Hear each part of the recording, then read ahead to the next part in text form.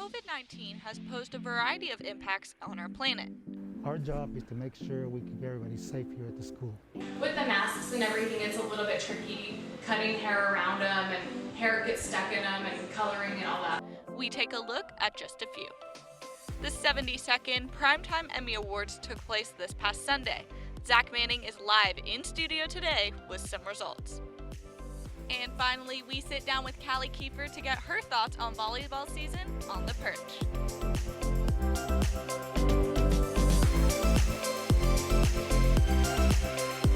Live from Studio 301 at Prosper High School, this is Eagle Nation News. Good morning, Eagle Nation, and thank you for tuning in. Today is September 24th. I'm Julia Bizion. And from 6 feet away, I'm Ridge Daniel. September 12th in Massachusetts, a party involving approximately 60 high school students sparked concern from Lincoln Sudbury Regional High School. Students who attended were reportedly not wearing masks nor social distancing. While there are no known positive COVID cases resulting from the party, the lack of reliable information pushed the Board of Health and school community to delay in-person learning for an additional 14 days. Surpassing 16.6 million voters, Texas has broken previous voter registration records by adding 1.5 million voters since 2016. In years past, on average, 700,000 voters have been added in Texas with each presidential cycle, which is fewer than half of this year's numbers. It was in February 1974 when 17-year-old Carla Walker was abducted, tortured, and murdered. Authorities suspected and questioned Glenn McCurley, a person of interest, 2 months after the killing, and came to no definite conclusions. On September 16, 2020, a DNA match was found between McCurley and Walker, confirming his involvement in the case and sealing his arrest. McCurley is now being held at Tarrant County Jail on a charge of capital murder with $100,000 bond.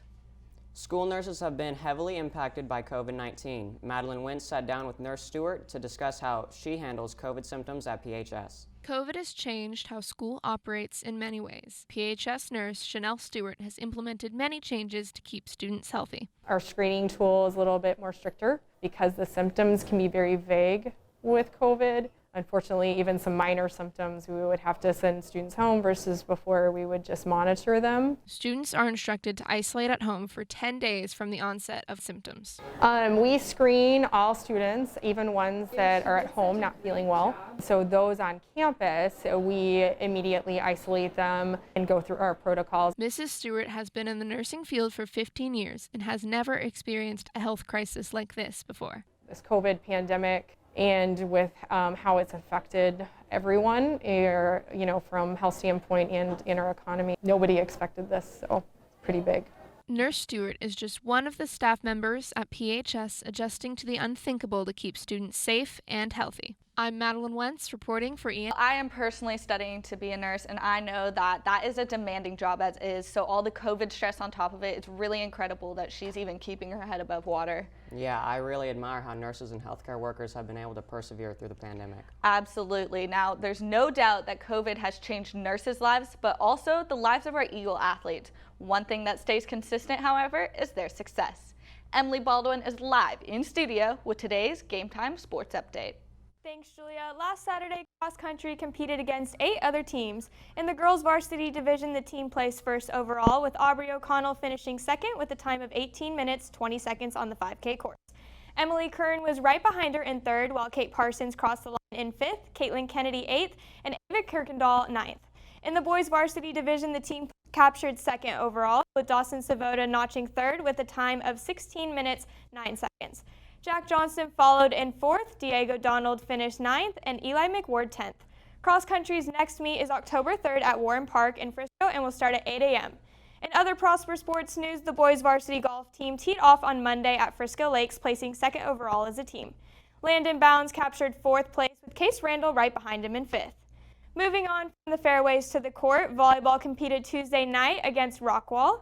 Prosper kept the game short, winning in just 3 sets. Some notable players of the night were Bailey Birmingham with 11 kills, Sammy Jacobs with 8 kills, Jaslyn Ford with 23 assists, and Callie Kiefer with 15 assists. The volleyball team will take on Little Elm tomorrow in the arena, so don't forget to come support your Lady Eagles before heading across the street to see your Prosper Eagles football team take on the Prestonwood Lions at Children's Health Stadium at 7 p.m. Tickets are sold out, but the game will be available for streaming on NFHSnetwork.com. In some pro sports news, the Dallas Stars played Game 3 of the Stanley Cup Finals last night. Unfortunately, the Stars fell short, losing 5-2, putting the Tampa Bay Lightning ahead in the series 2-1. The teams will face off again for Game 4 tomorrow at 7 p.m. Stay tuned because after the break, Sailor Jane McKenzie interviewed the Pink House Salon owner, Teresa Hammond, to uncover the truth behind small business recovery.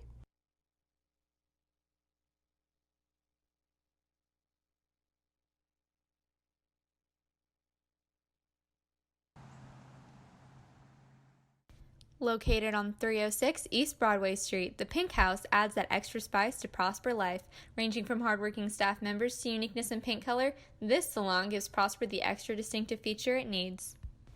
However, running a small business is not what it seems. We sat down with Pink House Salon owner Teresa Hammond as she explains the hardships she experienced while running a small business during a pandemic. We were 100% shut down. I think I started worrying about my stylist, and I started worrying about our clients, because I mean, not only are we in the service industry, but our clients, like, a lot of them count on us. Teresa goes on to explain the mask policy and how it's difficult working around them. With the masks and everything, it's a little bit tricky cutting hair around them, and hair gets stuck in them, and coloring and all that. Even with new protocol in place, Teresa is happy to be at work doing what she loves most. To learn more about the Pink House Salon, be sure to check out their website at www.pinkhousesalon.com and check out their Instagram page at the Pink House Salon. That's all I have for you today. Reporting for Eagle Nation News, I'm Sailor Jane McKenzie. Prosper. It's really to see local businesses staying afloat throughout these trying times. Absolutely. I know I've gotten my hair done during COVID, and I talked to my hairdresser. She said it is pretty difficult adjusting to having masks and cutting hair around it, but it's really great to see that our local businesses, again, like you said, are staying afloat. Now, every spring, hundreds of movies, TV shows, and other productions are nominated for an Emmy Award. This year's show was held in a different way than ever before. Zach Manning has the details of the 2020 Emmy Awards in today's Talent Talk. Last Sunday, the Emmys went virtual for the first time in history.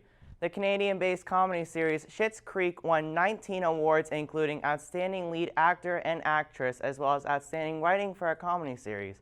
In other news, Walmart is experimenting with using drones that will deliver COVID tests straight to your home. The kits will be delivered to your driveway, back patio, or front sidewalk, depending on where cars and trees are. Walmart says to use the drone's delivery service, you must live in a single-family residence and within a mile of the designated Walmarts located in North Las Vegas and Cheektowaga. Walmart is making more headlines as President Trump says he would approve the transaction of Oracle and Walmart owning TikTok, meaning TikTok may stick around for a while. COVID-19 has also stuck around, which has made it become increasingly important for schools to be professionally cleaned. Mithra Kama has more information on how PHS custodians are taking on extra responsibilities to help prevent the virus's spread. As schools open and prosper, custodians are taking extra measures to ensure the safety of students during the rise of the COVID-19 virus. While custodians have always had ample amounts of cleaning to do, because of the COVID-19 virus, custodians must now be extra cautious to prevent germs from spreading from student to student. We have to be more specific on our cleaning, and clean. I mean, we disinfect the best we can with our chemicals. Custodians must now clean designated lunch tables in between lunches to prepare it for a new set of students. They must also clean every bathroom and every classroom every day.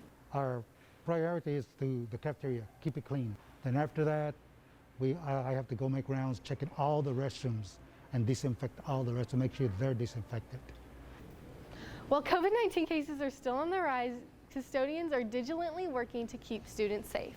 Next time you see a custodian walking around the hallways, make sure to thank them for all that they do. Reporting for Eagle Nation News, I'm Mithra Kama. Prosper.